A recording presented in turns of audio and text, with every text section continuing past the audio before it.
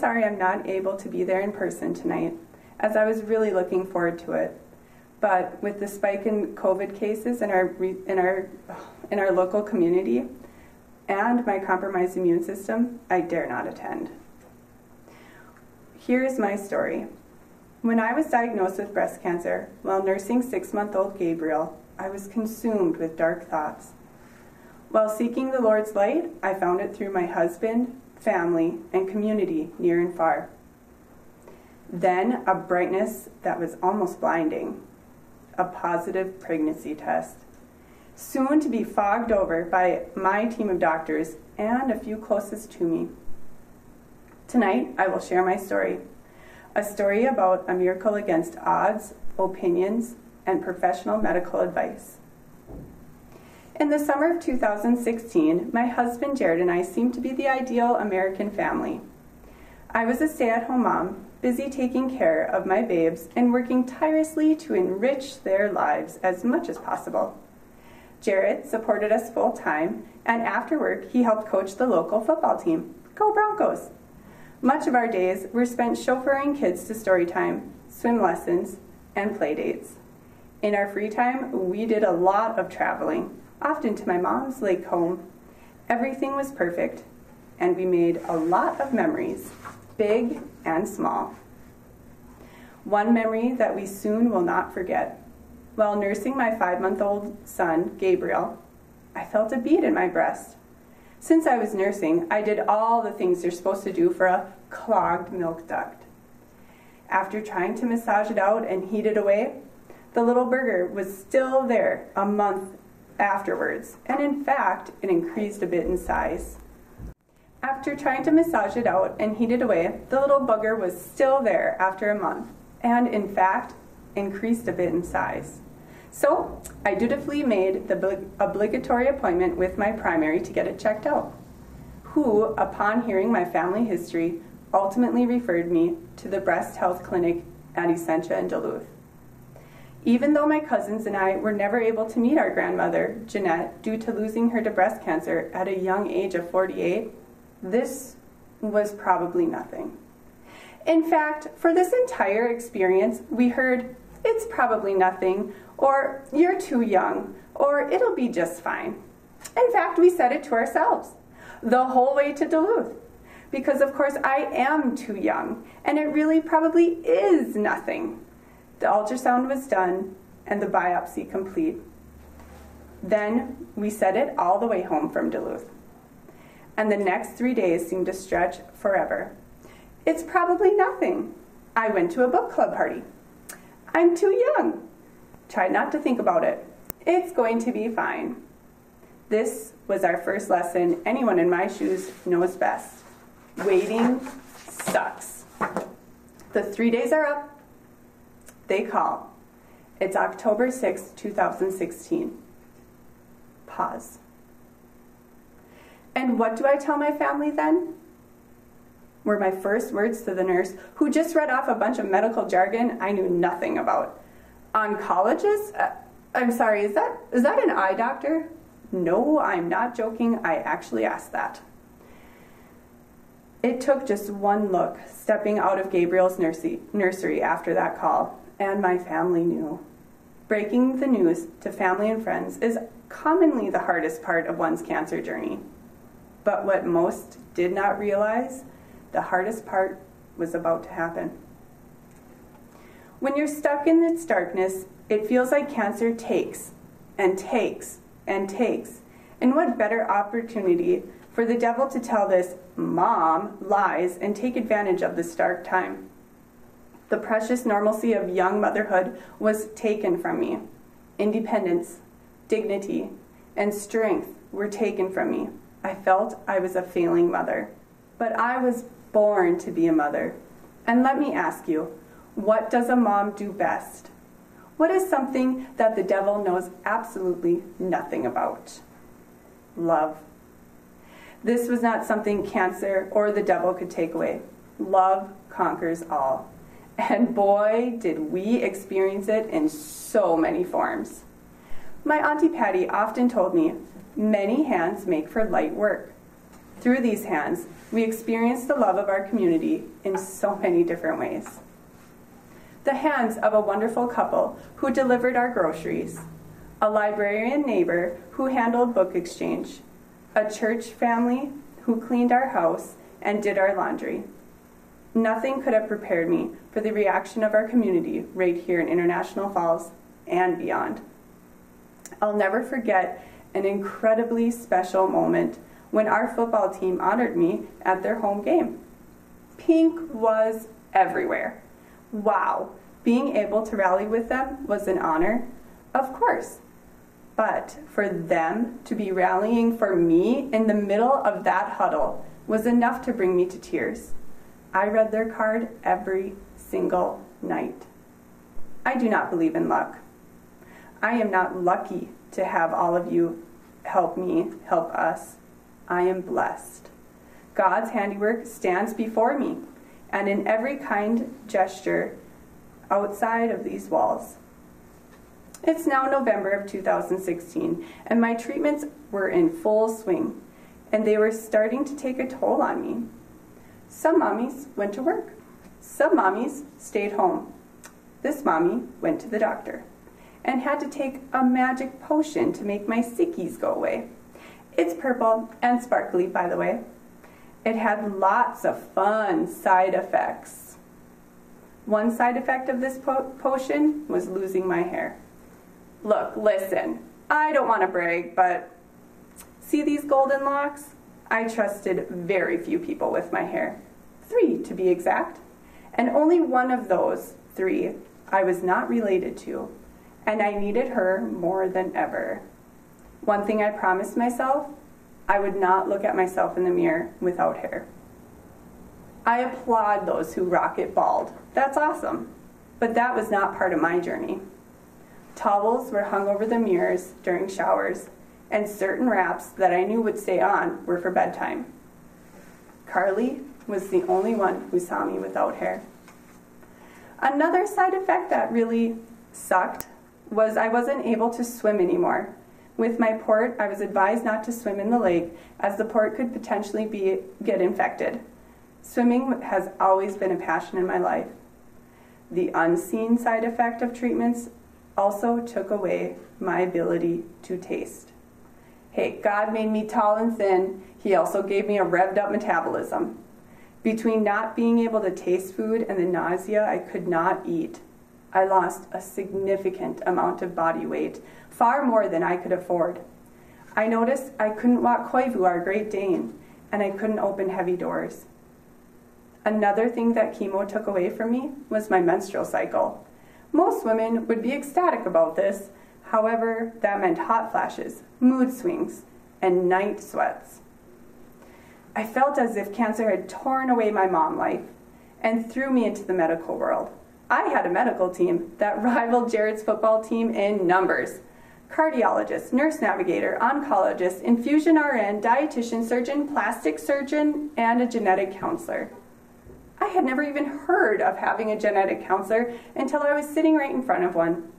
My mom is a family history buff, so she was just the right person to come along for this appointment. We had a genetic map drawn out and the blood draw, and we waited for more results to come in. The result was that I have the ATM gene mutation. This gene places you into a very high-risk category for breast, prostate, and pancreatic cancer. It is hereditary, so now I have a handful of family members that go twice a year for a digital mammogram and an MRI. That dark place of another positive has sure turned into light of hope for those in my family. Without my diagnosis, they would not have known to take these advanced protective measures in order to detect any abnormalities early and preventing the worst. After completing the necessary rounds of purpley sparkly potion, I had my double mastectomy with reconstruction. I had an amazing surgeon who said in passing, "Her lymph nodes are clear, but I could not get clear margins." We were so busy celebrating, focusing on the positive. Hey, nobody has cancer here. We even had cake for that. My recovery time was spent at my mom's lake home. I chose not to expose my children to the experience of recovery. With multiple drains coming out of my sides, sensitive dressing changes, a 2-person team shower, and the emotional recovery of losing a physical aspect of my womanhood. Again, the Lord provided in this dark time. While recovering from surgery at Mom's, I missed my children, but I knew I was in the right place. It was hard to be away from them and my husband. And coming through like he always does, Jared made a special 2-hour drive to take me out for some coffee. How hot is that?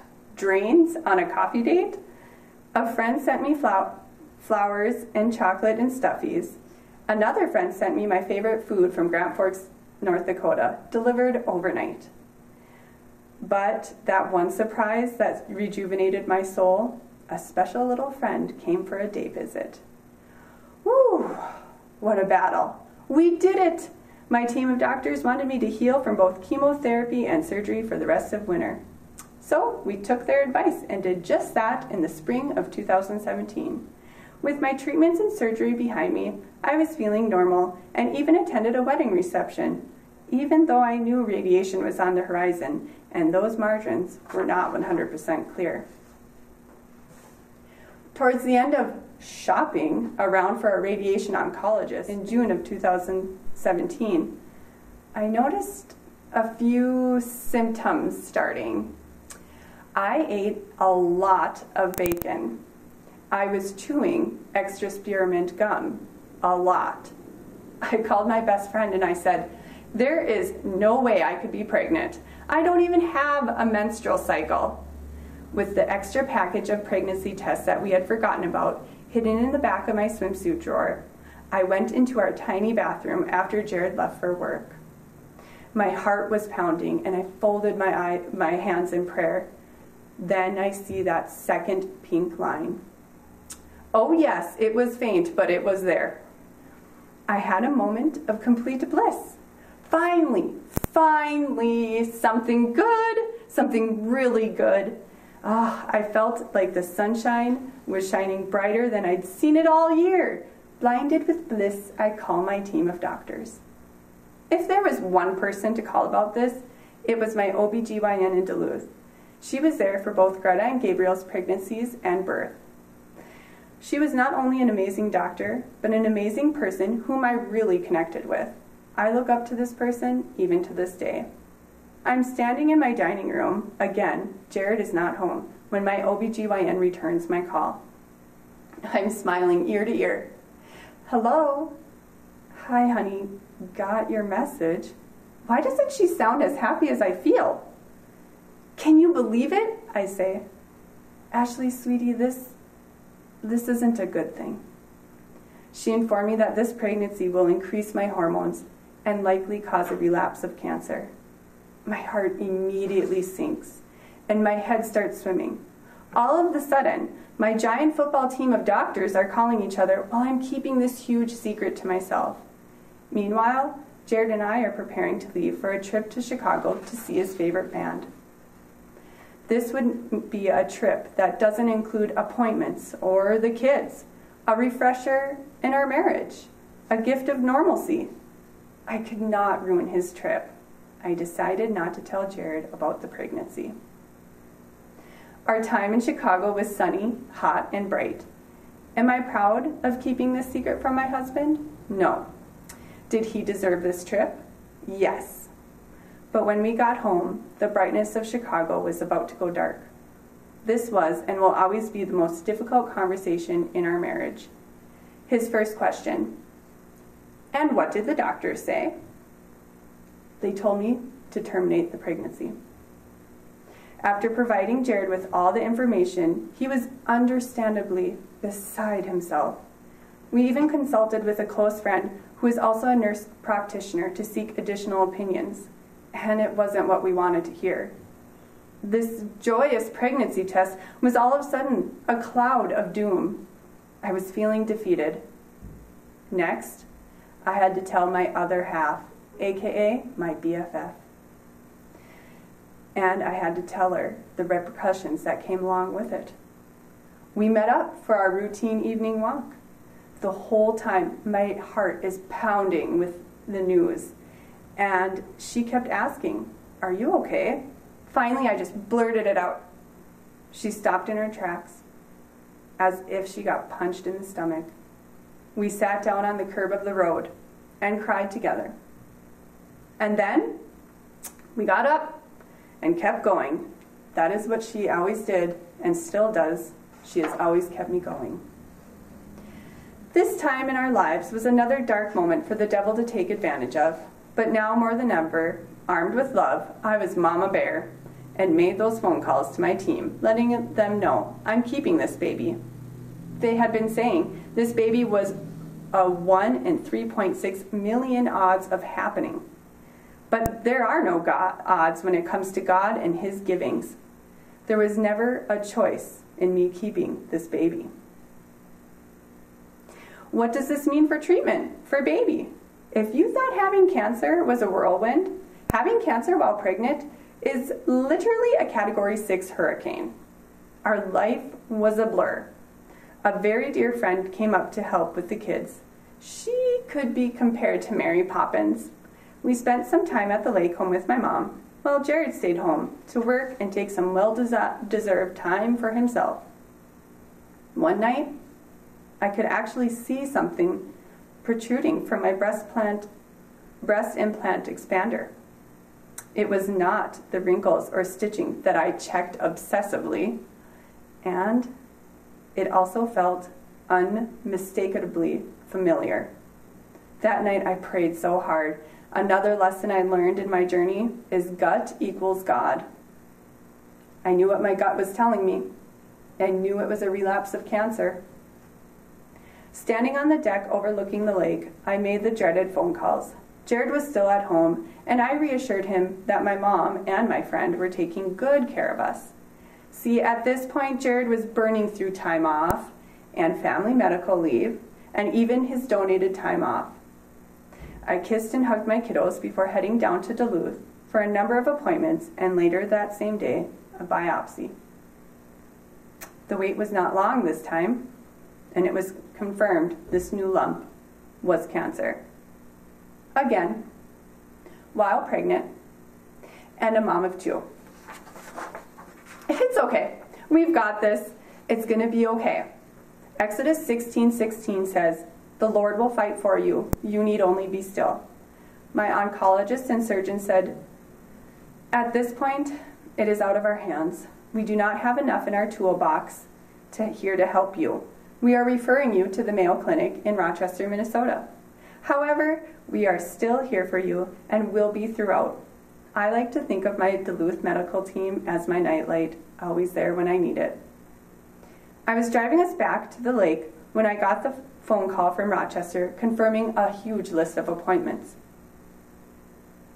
August 8th, Jared and I's anniversary.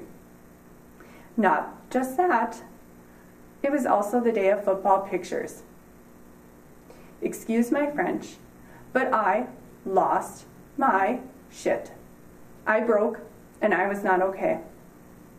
Luckily, we were in standstill construction. I pounded my steering wheel with both hands. I screamed, I yelled, "On frickin' football picture day!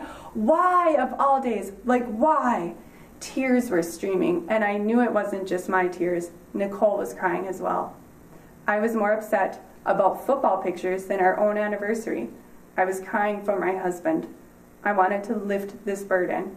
I was taking from sickness to health to a whole different level. Remember, cancer takes. It takes away physical body parts. It takes away precious time watching my babies grow while growing another. It takes away our passions, and it also takes money. More travel expenses, hotel rooms, endless medical bills, on top of everyday financial needs. While on the road to Rochester, I spent a lot of time on the phone with multiple associations trying to get some aid and some advice. Unfortunately, we didn't qualify. But between Rainy Lake Medical Center's Community Cancer Card Program, family and friends donating gas cards, and Essentia Oncology Department, we had a lot of help. I became a Mayo Clinic campus expert and would often help people with directions. I endured yet another biopsy. I had another early stage transvaginal ultrasound. This ultrasound showed the same spot or sac next to baby that Duluth showed. Only this time, the Mayo tech explained that this was a twin and it did not make it. It's not that uncommon, and the sac will disappear. I had literally zero time to process that. We needed to get to another appointment, which included and explained my whole treatment plan. This treatment plan included more chemo while pregnant, a resection surgery on my right breast while pregnant, and an induced labor. Excuse me, I am Miss All Natural. Chemo was to be completed at home. The resection surgery was to be done at Mayo, and I would go nowhere else but to Duluth with my OBGYN for delivery. She respected me, and I trusted her. I trusted God had placed this woman on my care team and in my heart. All right, now it's time again. Time for the dreaded purple potion. Only this time, it isn't purple. It's red. It's actually called the Red Devil, so there I sat, in my usual room, on my usual recliner at Rainy Lake Medical Center, ready for my first dose of my second round of chemo. Betsy Loop comes in. She hooks up my port. This time, it's just my mom and I. I don't want a room full of my support system. We don't wear pink. We wear black. This time, I interrupted Betsy as she was telling me, "It's ready in pharmacy." I tell her I can't.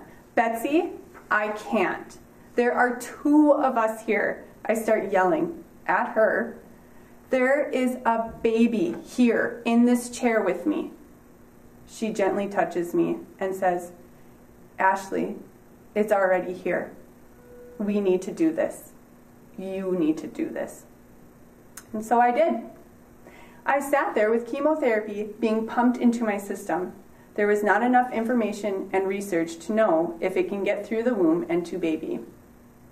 Enter the darkest period of my journey. My optimism weakens as soon as I realize how serious the second time is. And sometimes when scary situations get too serious, it gets uncomfortable. One night while laying in bed, I rolled over to Jared and cried and told him it's just him and I. He is my best friend. There came a deep wound in my heart, and unless you've been down a path similar to mine, you know the feeling of seclusion. I turned off social media. I closed the curtains. Darkness. I texted my prayer warriors, those who will answer at 2 a.m., not just replying with what you want to hear, but with what you need to hear. "Hello, Ashley, you are not alone. Ban that devil from your dark thoughts. And know that you are never truly alone. God's love will never leave you abandoned." Those 2 a.m. friends are special. They stick around through the scary, ugly, and uncomfortable. When I wasn't at home recovering from chemo, I was on the road for double the amount of ultrasounds for baby's measurements and development. When chemo was complete, it was time for my resection surgery on my right breast. A resection is similar to a single mastectomy, only this time we don't want to leave anything behind. No margins, no implant expander, no extra fat, layers, or anywhere for the cancer to be left behind. This was done at Mayo with another awesome surgeon. This time we had taken the kids with. We went shopping, swam in the pool, and even met the real Santa Claus, still keeping life as normal as possible for them. My mother-in-law had driven the whole 8-hour drive with them alone and back. God bless her. I kissed them goodbye. I was so sick of kissing them goodbye. This surgery, I knew Jared needed someone to be there for him, to help get him Diet Coke and understand the medical terms. My cousin and her girlfriend drove down to be with Jared while I was in surgery, and thank goodness. He was not only worried about me, but for our baby as well. I am forever thankful to those who took care of all of us. Again, many hands make for light work. Those hands provided by the Lord himself. The morning after surgery, the baby was really quiet. A stress test indicated that baby was indeed stressed. Seeing that heartbeat over and over on the monitor never ceased to amaze me, but this time brought me to my knees. The following day he steadied, and we were cleared to go home. I prepared to be induced 2 weeks later when I hit the 32 weeks pregnant mark, so I can continue my treatments. It was hard to put my own needs before my child's. It's now Christmas time, 2017. We are in over our heads with medical debt. Essentia provided an abundance of Christmas presents for the children and for ourselves. God provides in many ways. We are so blessed with these acts of kindness and generosity. I have an induction date of January 10th. I'll never forget sitting at Panera Bread, trying to eat before going down the hill to St. Mary's. I bawled my eyes out to Jared, saying how unfair this all is to baby. I want to keep him safe inside. He needs to grow more inside of his mama. Here we go. With having Greta and Gabriel naturally, this time with number 3 would be different. The labor and delivery team warned us that baby could only do skin on skin for only 5 minutes as he needed to be rushed to NICU. I knew going in how much pain this induced delivery would be, but I'll be damned if I'm going to expose this baby to any more medications. I screamed. Jared sang and prayed. I gave up covering my bald head. The pain in labor was so extreme, more so than any of my other deliveries. But at last, Theodore James made his debut. Jared and I held on to him and sobbed. Without cancer, there would be no Theodore. He was doing just fine. And as I started skin on skin, I looked around at the labor and delivery team. There was not a dry eye in the room. They quietly exited to give us 15 minutes of alone time with our gift from God. I set up a temporary home in the NICU. The staff at Essentia St. Mary's NICU were so accommodating. They taught us how to bathe, feed, and handle a preemie. We were so very well taken care of. The staff at Essentia NICU and Labor and Delivery Ward, including Bailey Bernard, have a very special place in our hearts. I spent a lot of time holding and singing to Theodore, journaling his progress and his struggles. A huge challenge I was preparing for was life after NICU. I had to undergo proton radiation at the Mayo Clinic for 6 weeks, 5 days a week. I only had 1 week at home after NICU until I had to start radiation. I had to get something set up for us. After Theodore was discharged, I ran into my OBGYN as we walked away from the NICU. We embraced each other with silent tears, and she reached down to the car seat to meet Theodore. My beloved doctor held her hand over mine and said, "You have changed me, Ashley. You have changed me." The trials Jared and I faced as a young family were so extreme and dark. Through it, we all kept faith in the Lord, and we are blessed to have received the most radiant joy in our birth of our child, Theodore James.